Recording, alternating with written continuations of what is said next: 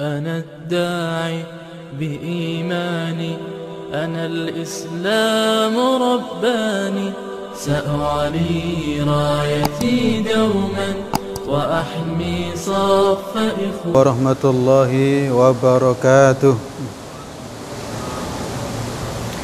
الحمد لله رب العالمين والصلاة والسلام على أشرف الأنبياء والمرسلين نبينا محمد وعلى آله وأصحابه أجمعين. أشهد أن لا إله إلا الله وأشهد أن محمدا عبده ورسوله.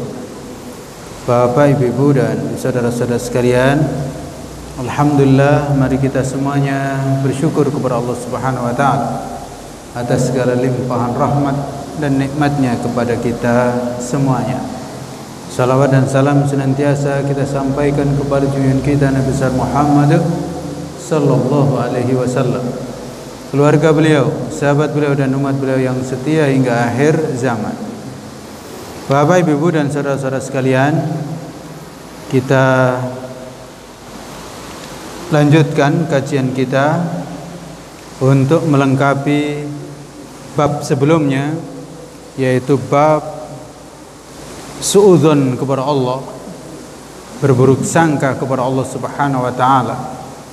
Dan kita sebutkan dan sudah kita sebutkan bahwa suudzon kepada Allah itu termasuk sifat orang munafik, sifat orang kafir, sifat orang-orang musyrik. Oleh karena itu disebutkan di dalam hadis yang diriwayatkan oleh Imam Muslim an Jabir ibn Abdullah radhiyallahu an qal sami'tu Rasulullah sallallahu alaihi wasallam qabla mautihi bi thalathati ayyam yaqul. Jabir berkata, aku mendengar Rasulullah sallallahu alaihi wasallam sebelum wafat beliau bi thalathati ayyam, 3 hari. Artinya 3 hari sebelum Nabi wafat itu Nabi bersabda, la yamutanna ahadukum illa wa huwa yuhsinu dhanna billah azza wa jalla.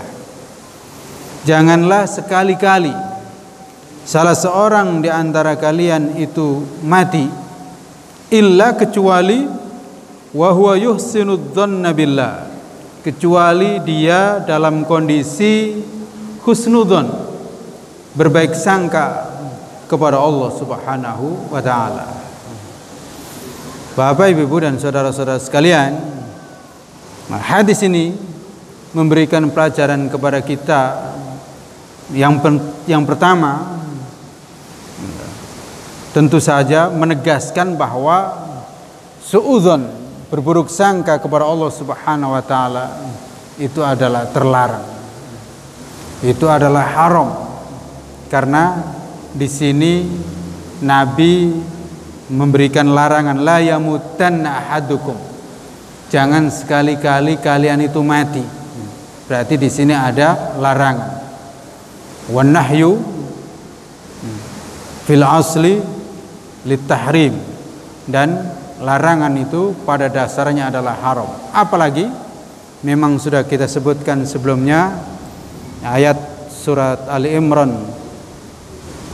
ayat 154, di sana ditunjukkan bahwa suudzon kepada Allah Subhanahu wa taala itu adalah merupakan sifat orang-orang munafik, sifat orang-orang kafir, sifat orang-orang musyrik. Maka orang yang beriman betul-betul terlarang suudzon kepada Allah, berburuk sangka kepada Allah. Yang kedua, hadis ini menunjukkan kita sebagai orang yang beriman hendaknya selalu husnudzon kepada Allah Subhanahu wa taala. Jadi kita di sini berarti diperintah untuk selalu husnudzon kepada Allah, berbaik sangka kepada Allah Subhanahu wa taala dalam segala keadaan, baik dalam keadaan sempit maupun dalam keadaan longgar. Termasuk yang paling penting adalah selalu husnudzon terhadap seluruh yang diajarkan oleh Allah Subhanahu wa taala. Bahwa semua yang diajarkan oleh Allah itu adalah merupakan kebaikan, rahmat yang Allah Subhanahu wa taala berikan kepada manusia ini.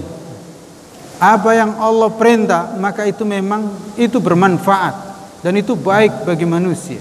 Meskipun mungkin terkadang kita merasakan berat, maka jangan sampai ketika kita melakukan perintah Allah itu ada sesuatu yang berat lalu kemudian muncul suudzon kepada Allah. Maka itu adalah terlarang. Begitu juga ketika Allah melarang sesuatu, maka larangan Allah itu pasti memang merupakan keburukan. Keburukan. Dan karena itu kita berbaik sangka kepada Allah bahwa semua perintah dan larangan Allah itu adalah berguna, punya hikmah yang sangat besar, bahkan memiliki kepentingan yang tiada bisa kita hitung. Betapa besarnya karunia dari Allah Subhanahu wa taala yang diberikan kepada kita. Termasuk Allah Subhanahu wa taala mengutus Nabi Muhammad sallallahu alaihi wasallam, maka itu adalah rahmat dari Allah. Jangan sampai muncul suudzon, kenapa yang diutus Nabi Muhammad ke orang Arab, kok bukan orang Indonesia? Jangan sampai muncul suudzon, hendaknya husnudzon. Ada hikmah yang Allah Subhanahu wa taala yang Maha tahu, dan memang betul hikmahnya sangat banyak sekali gitu. Dan demikian terhadap keseluruhan ajaran yang dia bawa oleh Nabi Muhammad sallallahu alaihi wasallam. Termasuk husnudzon ini adalah ketika kita melakukan dosa lalu kemudian kita bertaubat kepada Allah Subhanahu wa taala, hendaknya kita husnudzon, berbaik sangka kepada Allah, insyaallah dosa kita diampunin oleh Allah Subhanahu wa taala. Jangan sampai suudzon, enggak ada gunanya taubat, enggak akan diampunin oleh Allah. Itu suudzon namanya. Rahmat Allah sangat luas. Tapi memang beda. Jangan sampai salah. Ada orang yang terjebak dengan prasangka husnudzon, padahal itu bukan husnudzon. Jadi berprasangka orang berbuat banyak dosa, berprasangka itu pasti diampunin oleh Allah, padahal dia tidak bertaubat dan terus dia melakukan perbuatan dosa dengan anggapan ya Allah kan baik, maka nanti Allah akan mengampuninya. Ini bukan husnudzon, ini malah suudzon sebenarnya gitu. Jadi jangan sampai salah ya.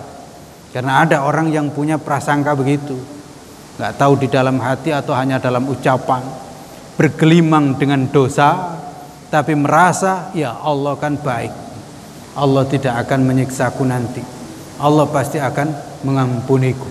Padahal dia tidak bertobat dan tidak minta ampun kepada Allah Subhanahu wa taala.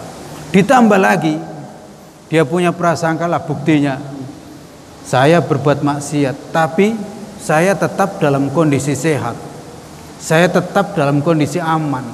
Saya berbuat jahat tapi nggak ada yang tahu, berarti saya dilindungin oleh Allah. Itu bukan husnudzon. Itu adalah ketertipuan, ghurur, tertipu, dan justru itu suudzon. Karena orang yang berbuat dosa tentu saja harus muncul rasa khauf, takut kepada Allah Subhanahu wa taala dan minta ampun kepada Allah Subhanahu wa taala. Ketika sungguh-sungguh minta ampun, maka silakan untuk berbaik sangka kepada Allah, insyaallah dosa-dosa itu diampunin oleh Allah. Jangan putus asa gitu. Jangan putus asa, Allah akan mengampuni dosa bila orang itu sungguh-sungguh bertaubat. Dan taubat itu antara lain maknanya ya berhenti dari berbuat dosa, ngaku taubat dan merasa diampunin oleh Allah, tapi maksiat terus jalan. Itu bukan husnudzon, itu ngecek Allah. Itu berarti ya tidak benar keimanannya. Yang ketiga, hadis ini menunjukkan bahwa perintah husnudzon itu sedemikian sangat penting ya. Karena di sini Jabir mengatakan beliau itu mendengarnya 3 hari sebelum Nabi wafat. 3 hari sebelum Nabi wafat.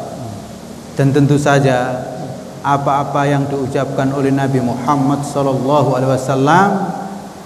di akhir-akhir kehidupan itu ya menunjukkan sangat pentingnya apa yang disampaikan oleh Nabi itu, dan itu adalah merupakan wasiat. Meskipun iya semua yang dipesankan oleh Nabi Muhammad SAW ya semuanya penting, tapi ini menunjukkan wasiat dari Nabi Muhammad SAW. Ya, hari-hari ini kita diingatkan dengan lahirnya Nabi Muhammad SAW. Tapi sebenarnya sekaligus kita diingatkan dengan wafatnya Nabi Muhammad SAW. Karena para sejarawan itu hampir sepakat tanggal bulan antara wafat dan kelahiran Nabi itu sama. Kalau tahunnya beda. Kalau tahunnya udah jelas beda, termasuk harinya beda juga. Tapi kalau tanggal dan bulannya nyaris di antara para sejarawan, para ulama nyaris sepakat sama, 12 Rabiul Awal. Tapi yang lebih disepakati itu meninggalnya. Yang para ulama itu lebih sepakat lagi itu tanggal meninggalnya, yaitu 12 Rabiul Awal itu tanggal wafat. Kalau tanggal lahirnya ini masih ada sebagian perselisihan ya, tapi insya Allah mudah-mudahan ya benar 12 Rabiul Awal itu. Oleh karena itu ya kita mengingat ya dua-duanya itu penting. Memang lahirnya Nabi Muhammad SAW nikmat yang sangat besar, tapi wafatnya Nabi Muhammad itu ya musibah bagi kita. Tapi juga di balik itu juga masih tetap nikmat Allah tetap ada. Karena apa? Ya meskipun Nabi Muhammad itu wafat, tapi sejatinya eksistensinya itu tidak wafat gitu. Ya memang para sahabat menangis semua, seakan-akan kehidupan itu gelap ya. Semula terang benderang, tapi kemudian berita Nabi meninggal itu ya nyaris gelap. Tapi kemudian segera ya kaum muslimin, para sahabat dan kita semua disadarkan bahwa wafatnya Nabi Muhammad itu tidak membuat gelap. Mengapa? Karena yang dibawa oleh Nabi itu masih ada. Yang dibawa Nabi, rahmat yang dibawa Nabi itu tetap ada, tidak hilang bersamaan dengan wafatnya Nabi Muhammad sallallahu alaihi wasallam. Nah ini. Dan ini bedanya para nabi dan para rasul yang lainnya dibandingkan dengan Nabi Muhammad sallallahu alaihi wasallam. Kalau para nabi dan para rasul dulu wafat itu nyaris sama, yang dibawa pun ikut hilang. Setidak-tidaknya perlahan-lahan hilang gitu. Semua begitu. Ya kita mendengar ada kitab Zabur. Mana coba cari kitab Zabur. Kita nggak akan temukan. Kita mendengar Suhufi Ibrahim wa Musa, lembaran-lembaran kitab yang dibawa oleh Nabi Ibrahim. Mana cari? Nggak akan ada gitu. Lembaran-lembarannya kan nggak ada. Begitu juga dengan Taurat yang katanya masih ada, itu pun juga boleh dikatakan sudah tidak ada, karena orang juga nggak nyebut Taurat, perjanjian lama atau Bible, ya kan? Dan itu nggak ada aslinya lagi. Injil juga begitu, sulit untuk dicari aslinya.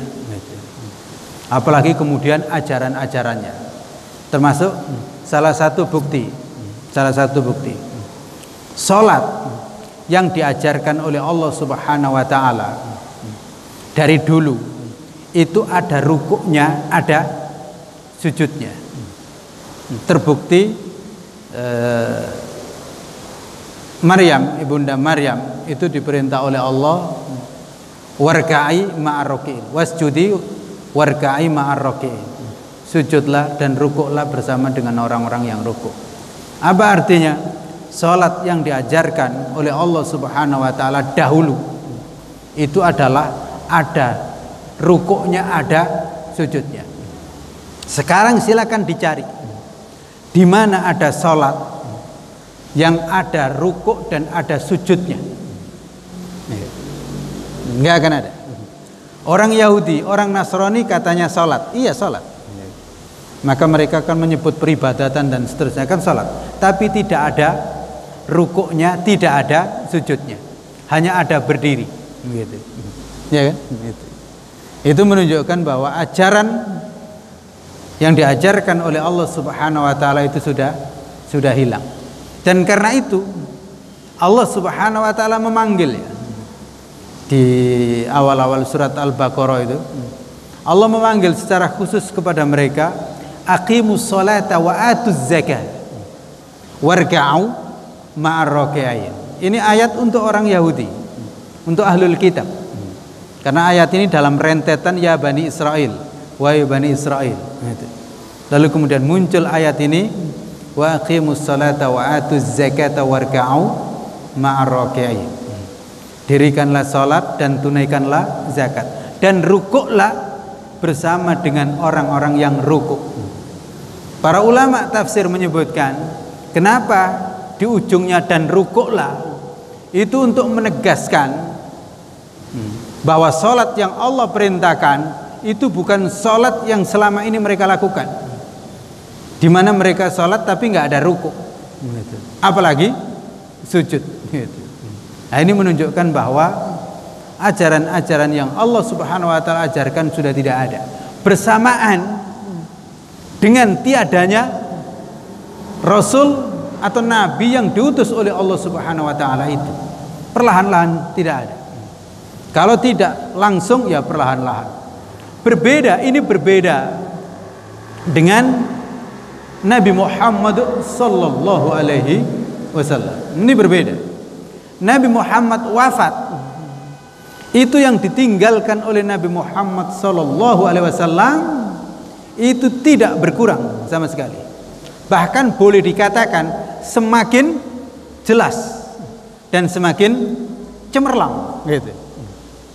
Saat Nabi wafat itu jelas Al-Quran ada, hadis ya ada, tetapi adanya Al-Quran masih berada di lembaran-lembaran, dan yang pasti ada di dada para sahabat gitu.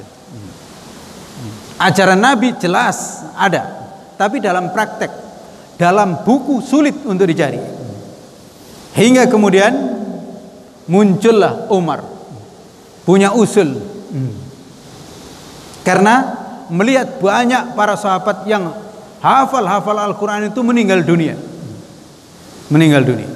Maka Umar punya usul, wahai Abu Bakar, sebaiknya Al-Quran ini segera dikumpulkan, karena saya melihat kok ini banyak sekali sahabat yang hafal Quran meninggal. Nanti siapa ini yang akan menjadi jaminan gitu. Pada awalnya Abu Bakar nggak berani, masa mau membukukan Al-Quran yang itu tidak dijumpai di zaman Nabi.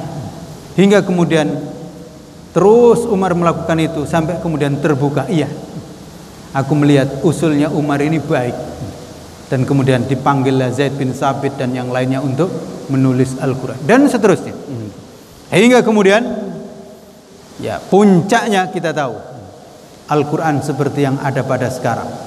Nyaris tidak mungkin ada orang itu kesulitan untuk cari Quran, ya kan? Saya masih ingat kalau zaman saya kecil dulu cari Al-Quran ya masih sedikit banyak sulit. Tapi sekarang ya tidak. Loh, ini kan aneh. Bagaimana peninggalan Nabi itu semakin hari semakin gampang didapat, gitu. Semakin gampang didapat. Termasuk apalagi hadis. Hadis ya kalau di zaman kecil saya dulu ya susah nyari kitab hadis. Saya punya kitab hadis itu 101 hadis kecil dulu. Itulah kira-kira. Satu lagi kitab hadis yang ditulis kecil oleh Hasbi Asyadiki, ulama yang sangat terkenal dari Aceh yang kemudian menetap di Jogja. Selain daripada itu ya susah. Tapi sekarang luar biasa. Betapa kita mudah untuk mencari kitab-kitab hadis. Dan ini juga ya jangankan di zaman dulu, di zaman Imam Bukhari. Imam Bukhari, bayangkan. Andaikan kita hidup di zaman Imam Bukhari, gimana kira-kira model kita ini? Karena Imam Bukhari itu nyari satu hadis itu harus berangkat ke Mekah atau ke Madinah atau ke Irak atau ke Mesir gitu. Padahal tempatnya di kawasan ya Soviet itu dulu. Nah kan betapa jauhnya mencari satu hadis itu. Kita kan gampang. Kalau kira-kira nggak tahu hadis ke Masjid Raya saja dapat, ya kan? Kalau kita malas nyarinya, malas beli kitabnya, datang ke Masjid Raya tanya Ustadz Aksi ya tahu ini hadis, ya kan? Atau ada kitab hadis di sini. Jadi itu, ini bedanya Nabi Muhammad dengan para nabi sebelumnya. Jadi ajaran Islam secara ajaran ya, secara konsep, secara peninggalan, semakin hari itu semakin jelas, semakin cemerlang, semakin cemerlang. Oleh karena itu ya wafatnya Nabi Muhammad SAW ya sejatinya tidak begitu menjadi musibah yang besar bagi umat Islam. Karena Nabi yang ditinggalkan oleh Nabi itu masih ada. Tinggal persoalannya kita mau mengikuti yang dibawa Nabi atau tidak. Dan itulah kita yang jauh di sini alhamdulillah beriman dengan Nabi Muhammad sallallahu alaihi wasallam. Meskipun iya ada kerinduan yang sangat mendalam, ya? Kerinduan yang sangat mendalam. Karena kita hidup di akhir zaman enggak pernah ketemu dengan Nabi Muhammad sallallahu alaihi wasallam. Tapi kemudian akankah nanti di akhirat enggak ketemu? Ya itu musibah. Jadi meninggalnya Nabi Muhammad ya bukan musibah. Musibah itu nanti kalau ternyata kita di akhirat nggak bisa bertemu dengan Nabi Muhammad sallallahu alaihi wasallam. Dan Nabi salah satu di antaranya berpesan agar kita itu selalu husnudzon kepada Allah Subhanahu wa taala. Dan ini termasuk pesan yang akhir disampaikan oleh Nabi Muhammad sallallahu alaihi wasallam. Yang keempat, hadis ini menunjukkan bahwa husnudzon kepada Allah ini adalah merupakan syarat utama orang itu bisa menggapai husnul khotimah. Karena pesan Nabi, la yamutanna ahadukum, jangan sekali-kali salah seorang di antara kalian itu meninggal dunia illa wa huwa yuhsinudzon bil, kecuali dia dalam kondisi husnudzon kepada Allah. Apa artinya? Orang kalau sampai meninggal dalam kondisi suudzon kepada Allah, maka ya alamat su'ul khotimah. Tapi orang dalam kondisi husnudzon kepada Allah Subhanahu wa taala, berbaik sangka kepada Allah, Allah telah memberikan rahmat yang sangat banyak kepadanya.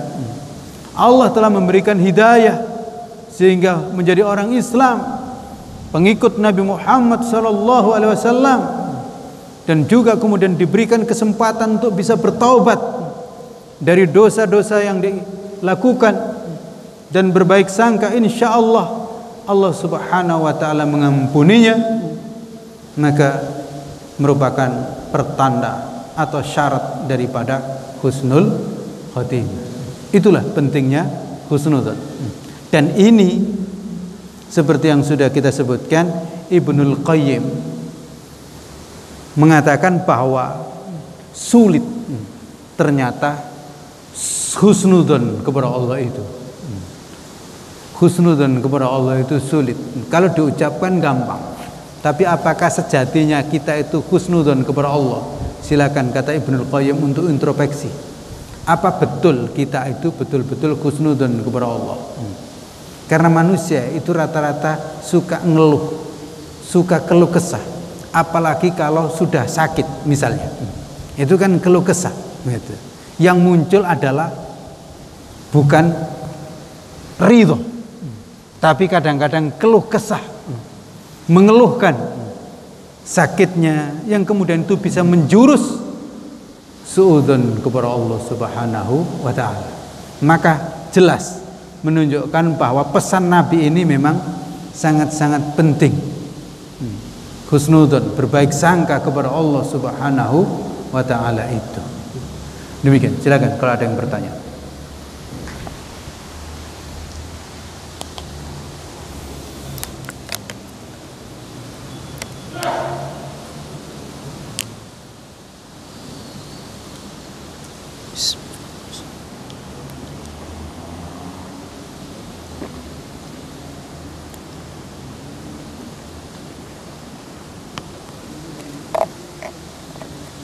Mana?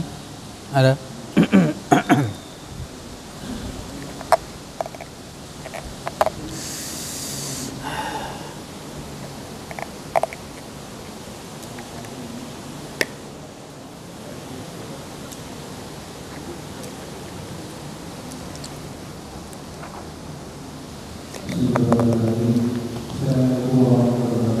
Waalaikumsalam warahmatullahi wabarakatuh.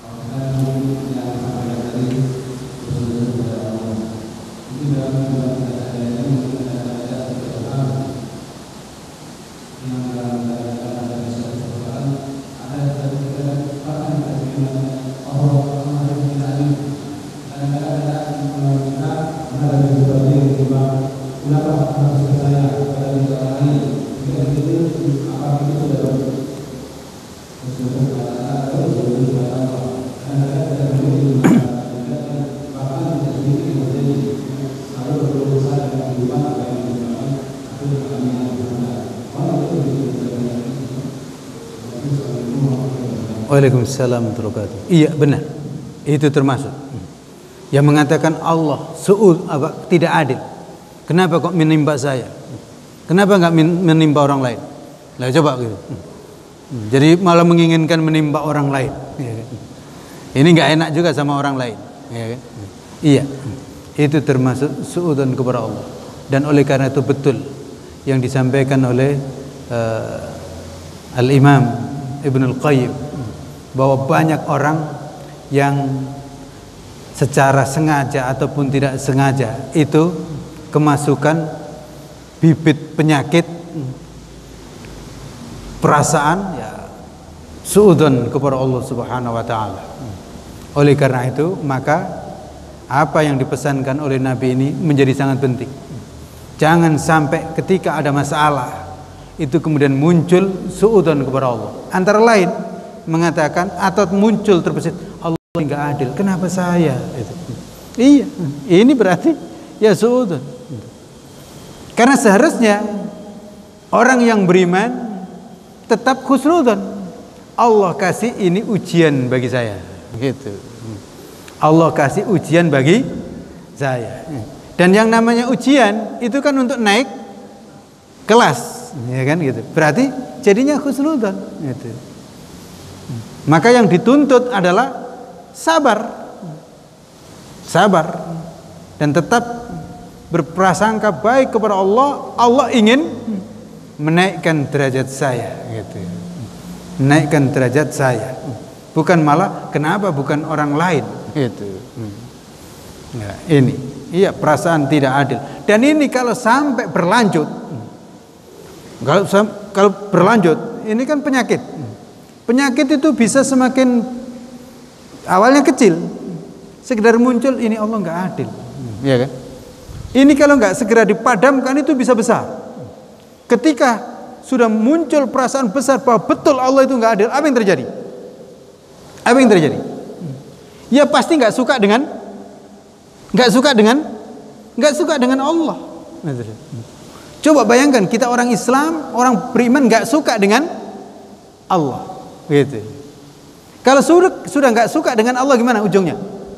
Semua yang diperintahkan oleh Allah ya akan ditinggalkan, nggak mau.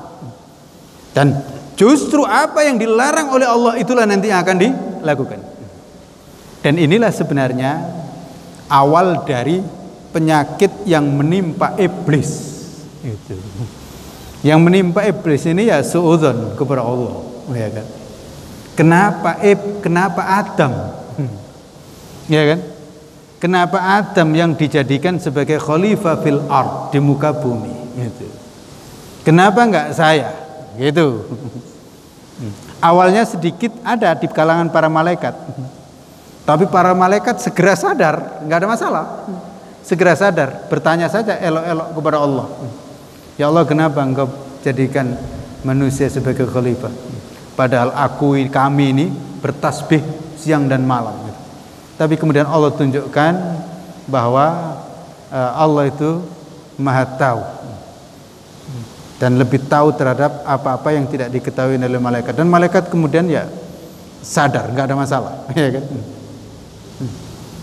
Bahkan kemudian malaikat juga mengatakan minta ampun kepada Allah Subhanahu wa taala. La ilma lana illa ma 'allamtana. Ya Allah, kami ini memang nggak punya ilmu kecuali yang Kau ajarkan. Gitu. Nah, ini berbeda dengan iblis. Rupanya iblis suudzon kepada Allah. Kok Adam? Kok bukan saya? Lalu kemudian kok saya disuruh sujud? Ini kan suudzon. Kok saya disuruh sujud? Allah nggak adil. Allah nggak adil. Kok saya disuruh sujud? Padahal saya ini lebih senior, lebih baik lagi, gitu kan? Lebih pintar. Nah, ini kan suudzon. Ujungnya apa? Karena penyakit suudzon ini dipelihara, maka ketika Allah perintahkan, betul diperintahkan oleh Allah untuk sujud, akhirnya iblis menolak. Dan ketika iblis menolak, dan ini suudzonnya tambah, karena dia mengatakan saya lebih baik daripada dia, maka apa ujungnya? Wa kana minal kafirin. Dan jadilah iblis itu kafir. Oleh karena itu suudzon itu kalau dilanjut tidak segera dipadamkan, maka bisa merubah status orang yang awalnya beriman menjadi kafir, seperti iblis. Oleh karena itu kalau muncul suudzon, segera beristighfar dan bertaubat kepada Allah Subhanahu wa taala. Minta ampun kepada Allah Subhanahu wa taala.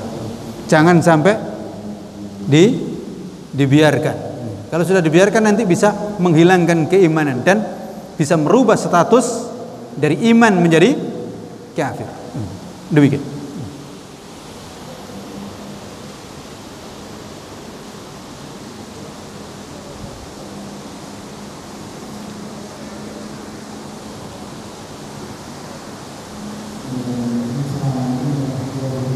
Waalaikumsalam warahmatullahi wabarakatuh.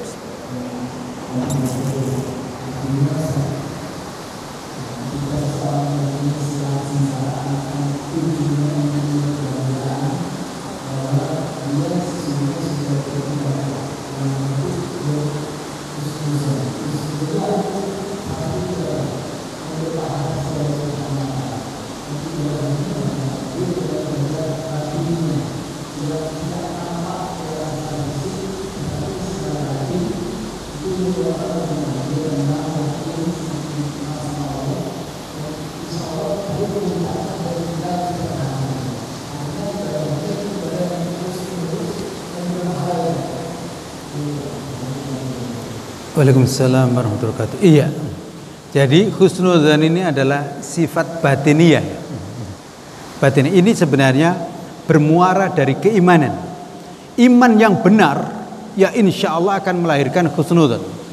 Gini, iman yang benar itu kan kita mengimani bahwa Allah itu maha sempurna dan Allah itu maha baik. Gitu. Ini keimanan yang benar. Dan ini masuk dalam wilayah tauhid. Lah kalau keimanan ini benar bahwa Allah itu maha sempurna, Allah maha baik, Allah maha adil, maka apapun yang Allah timpakan kepada diri kita, baik secara pribadi, maka itu pasti baik. Gitu. Termasuk tadi kira-kira melarat, ya kan? Melarat. Maka orang yang betul-betul beriman maka menganggap bahwa ini adalah baik, ini ujian dari Allah. gampangnya ya Nabi Muhammad sallallahu alaihi wasallam. Ya, beliau lahir, ayah meninggal, sudah nggak ada, sudah tidak ada. Lalu kemudian nggak lama ibu meninggal dunia. Apa kira-kira yang muncul? Apakah husnudzon atau suudzon? Lah kalau suudzon, nggak adil Allah ini. Orang-orang pada punya ayah, pada punya ibu, saya nggak punya, ya kan? Tapi bagi orang yang sungguh-sungguh beriman, tetap husnudzon, nggak ada masalah. Allah ngasih ujian ini, nanti akan ada sesuatu yang sangat besar, dan itulah diantara di ujung tadi. Nanti di ujung akan ketemu. Tapi ingat, jangan sampai kita husnudzon menunggu hasil nanti. Itu. Husnudzon itu sudah ada sebelum hasil ada. Sebelum hasil ada. Misalnya para mahasiswa yang diuji dengan kesulitan, ya kan? Silakan untuk husnudzon. Nanti akan ketemu, oh ini ternyata hasilnya dulu itu. Gitu. Nah, disinilah maka husnudzon itu antara lain kita mencoba untuk menggali rahasia dan hikmah yang Allah Subhanahu wa taala masih sembunyikan bagi kita. Ya. Sekarang kita diuji begini supaya kita lebih giat, dan ternyata betul nanti di akhir kita akan ketahui itu. Tapi itu tentu akan didapat bagi orang yang di awalnya husnudzon. Meskipun dalam kondisi tertentu ada saja orang yang semula suudzon, ternyata kemudian Allah kasih karunia yang sangat besar.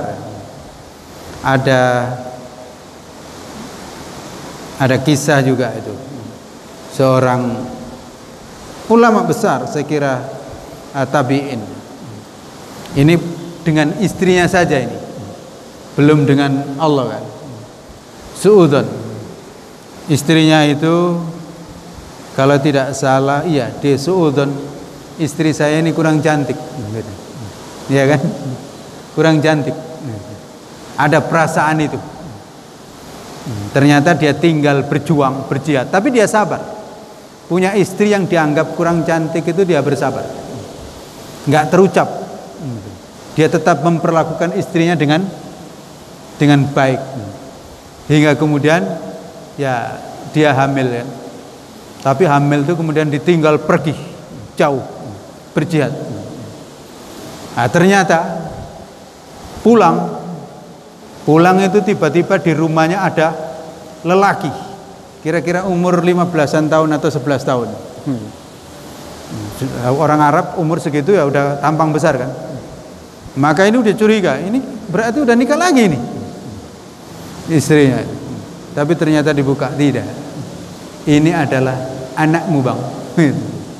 Dan ternyata anaknya yang belum umur 15 tahun itu sudah menjadi guru besar, sudah kira-kira ngisi pengajian di Masjid Raya, kira-kira begitu.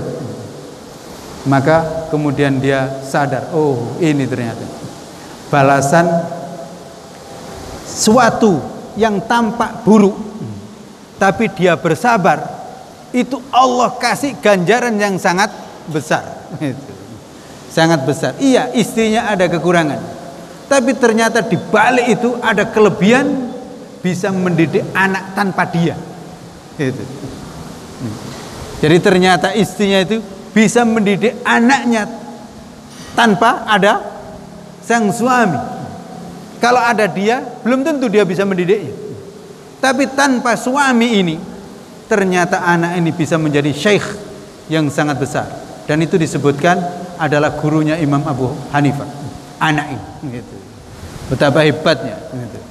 Demikian diantara hikmah-hikmah dalam perjalanan hidup. Kalau ada duka, ada kesulitan, ada sesuatu yang kurang enak, jangan suudzon, tapi husnudzon.